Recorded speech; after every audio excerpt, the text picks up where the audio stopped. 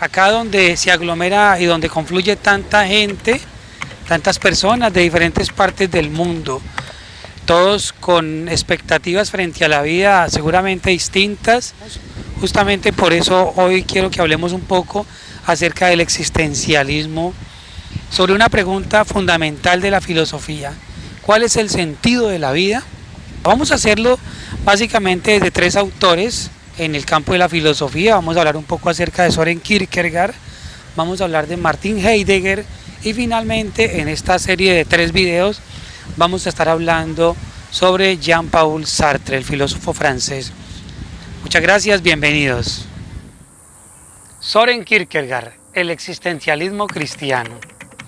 Voy a apoyarme para este video y para este contenido en el artículo del filósofo Ronald Carrillo sobre el sentido de la vida. Aquí les voy a dejar, por supuesto, el enlace. Según el filósofo francés Gabriel Marcel, un mundo donde lo funcional triunfa en todos los planos, el sentido del ser queda inevitablemente suprimido, es decir, en el momento actual, la sociedad urbana occidental vive inmersa en un desespero o vértigo por funcionar, donde el tiempo se invierte es en cumplir con tareas laborales de tipo económico y material. No hay momento ni espacio para la reflexión, solo para la acción encaminada a lograr el sustento diario, sobrevivir. En este contexto, la reflexión sobre el sentido de la vida queda reducida a los ámbitos académicos e intelectuales. Empecemos mencionando algunas de las características del pensamiento existencialista.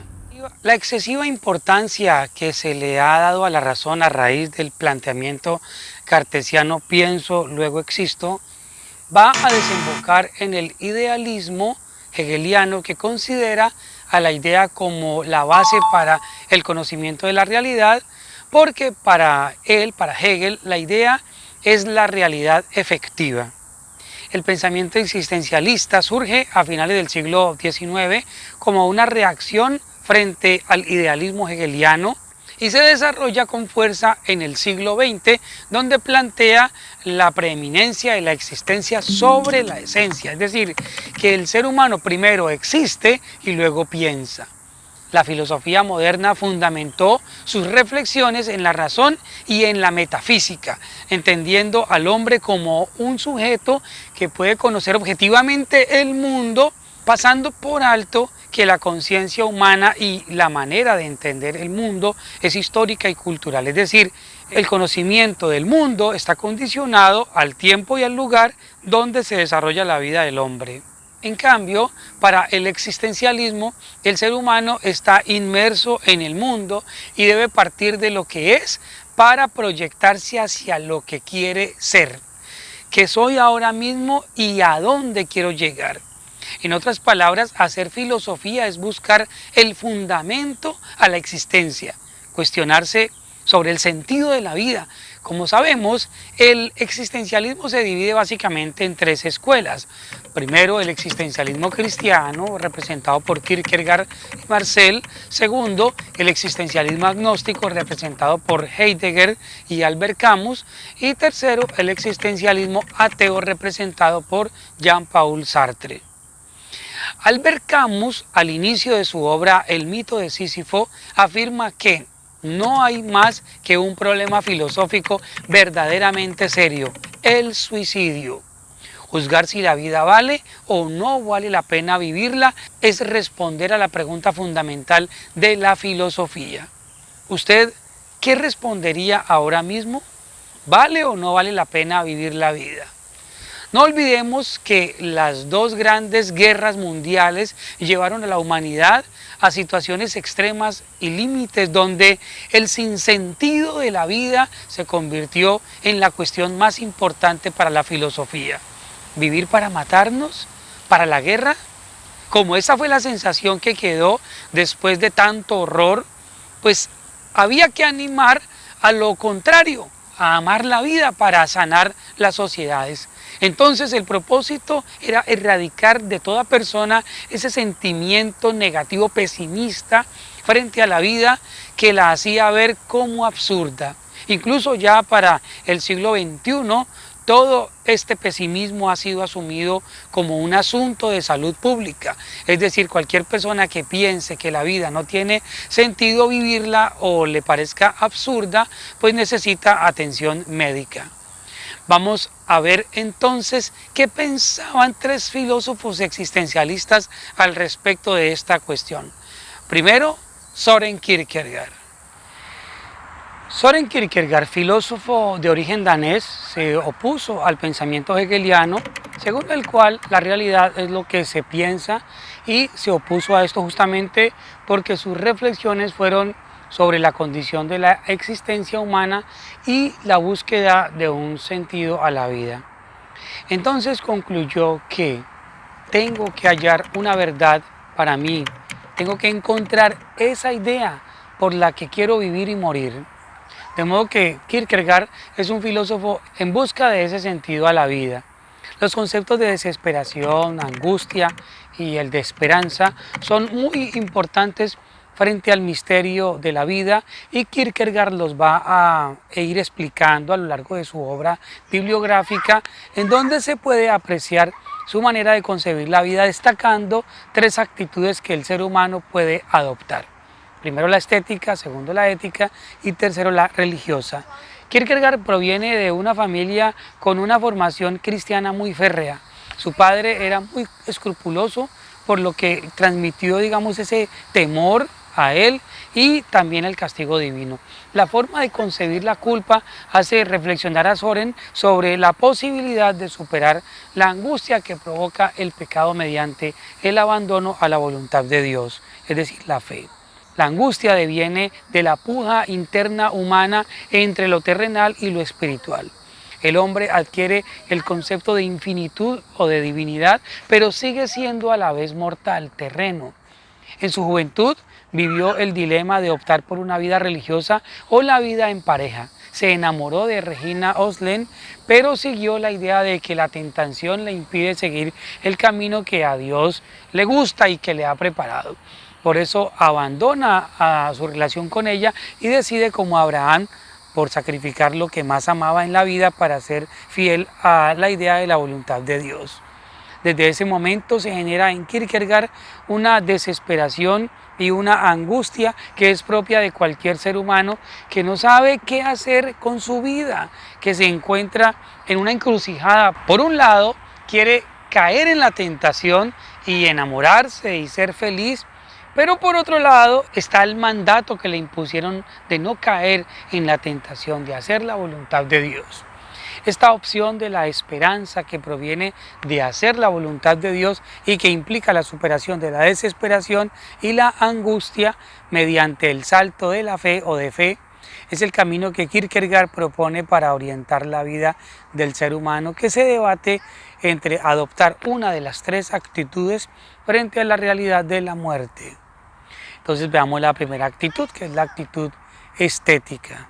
Para Kierkegaard, la primera actitud, la del esteta, es la de quien se preocupa de los asuntos triviales, de vivir el día a día de manera sensual, pero al fin del día se siente vacío porque los placeres cotidianos son pasajeros, son emociones que se agotan al instante. Quien vive así evita a toda costa lo que signifique sufrimiento o dolor. Se aparta de las experiencias no placenteras, creyendo que la felicidad radica en fugarse de la realidad personal y crear un mundo ficticio donde lo sensual es lo primordial. Se vive el momento, se busca la emoción, la intensidad fugaz de un instante de pasión y de goce sensual. Esta clase de vida se convierte en la droga anhelada, la que permite no enfrentar la realidad personal, evadiendo cualquier responsabilidad. Las decisiones del esteta son volubles, variables, mutan en cualquier momento, pues se deja llevar por lo que le signifique alcanzar más placer. No ancla sus decisiones en los valores éticos. El esteta no se preocupa por sí mismo, no cuestiona sobre lo que hace, sino que se deja llevar por la necesidad sensual y en ese sentido es un esclavo del destino. Es un esclavo porque la naturaleza del hombre es la emocionalidad. Somos seres sensuales de la cabeza a los pies y pues simplemente el esteta no se resiste a este destino, no se supera. Ahora bien, como es prisionero de sus pasiones, es decir, no es libre, sin libertad necesita creer porque ya es lo que las situaciones le hacen ser. Su vida se dirige a ninguna meta, ya llegó, es un círculo vicioso del cual no escapa, se disuelve en la diversión. Esta situación de existencia estética conduce a la desesperación a la que Kierkegaard llama la enfermedad mortal. La desesperación es lo contrario a la esperanza. Es el escenario que enfrenta quien ha perdido la esperanza, quien lo ha perdido todo y no le queda nada que esperar. El desesperado tiene dos opciones. Primero, sobrevivir en el mundo, diluirse en las actividades diarias que le hacen olvidar momentáneamente su realidad, o la segunda opción es optar por algo distinto, por cambiar la realidad sin huir de ella. En este contexto, la desesperación puede empujar al ser humano hacia el estadio ético. Veamos entonces la actitud del hombre ético. Kierkegaard aconseja a quien se siente desesperado, elige la desesperación. La desesperación misma es una elección, ya que se puede dudar sin elegir, pero no se puede desesperar sin elegir. Desesperándose, uno se elige de nuevo. Es a la vez un acto de renuncia a ser una excepción, una particularidad, como un acto de voluntad para tomar la decisión de salir de la desesperación y adquirir la estabilidad que le brinda una vida ética fundada en los valores universales. Pero la realidad de los hombres es que no siempre actuamos correctamente a pesar de hacerlo con libertad, y eso nos angustia. La gente teme hacer uso de su libertad porque es más fácil obedecer lo que las autoridades demandan. En cambio, cuando nos enfrentamos a la libertad de actuar, sentimos temor de equivocarnos, de hacer lo que no queríamos, de caer y por lo tanto de culpabilizarnos. Entonces el hombre ético es, primero, el que conoce y vive la diferencia entre el bien y el mal de manera absoluta. Segundo, el que organiza su vida y la ordena minuciosamente para cumplir con el deber. Tercero, el que respeta la moral establecida. Cuarto, el que renuncia a su ser individuo en particular, propenso a la equivocación. Quinto, se hace con sus opciones libres, se construye, llega a hacer algo nuevo.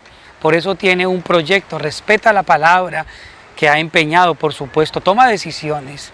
Sexto, es el tipo que opta y luego reafirma sus opciones en la repetición, volviéndolas hábito. Para el hombre ético, la angustia se genera en el día a día por cuanto busca cumplir con su responsabilidad, no fallar, ser recto y justo. La angustia vive con él, está presente en sus actos porque se siente frágil, finito, tentado. Es el hombre que repite una y mil veces cuando ora la parte final del Padre Nuestro: no nos dejes caer en la tentación y líbranos del mal. Kierkegaard, en su obra El concepto de la angustia, plantea que el hombre es ese ser que se angustia, y cuanto más profundamente se angustia, tanto más grandioso es el hombre. Esta angustia conmina al ser humano a buscar una salida, una posibilidad, una esperanza que necesariamente está más allá de sus limitaciones y lo proyecta hacia lo infinito, lo inmutable, lo trascendente, que es lo que Soren llama el salto desesperado de la fe, el salto a la existencia religiosa. Así llegamos a la actitud del hombre religioso. El hombre religioso es el que, por la fe, cambia la desesperación por esperanza y la angustia por confianza en la providencia de Dios. Vive en la presencia de Dios, ama a Dios como primera determinación y por eso no quiere ofenderlo. Sabe que su deber absoluto no es cumplir con la ley, sino someterse a la voluntad de Dios. Si Dios le pide algo excepcional, incluso algo que contraríe la ley, algo que plantee una excepción a la norma general, Él responde, aunque no llegue a entender por qué Dios le pide semejante cosa. El modelo de hombre de fe, que es Abraham, lo encontramos bien descrito en la obra Temor y Temblor. El padre de la fe, como es conocido, tuvo que cumplir con la exigencia de sacrificar a su pequeño y único hijo de la promesa, es decir, a Isaac. Abraham, en contra de toda lógica y en contra de sus propios sentimientos paternales, lógicamente y naturalmente, estuvo a punto de matar a su hijo con tal de conceder y de complacer a Dios. El hombre religioso obra por amor, no actúa por temor ni por deber u obligación, por lo que el hombre religioso se posiciona por encima de la ley. En consecuencia, queda liberado de la obligatoriedad. Como se puede ver, para Kierkegaard, el ser humano debe andar el camino tal y como lo propone Machado: caminante no hay camino, se hace camino al andar. Tiene que ponerse en pie y asumirse, a pesar de descubrirse como un ser inestable que migra de un estadio a otro.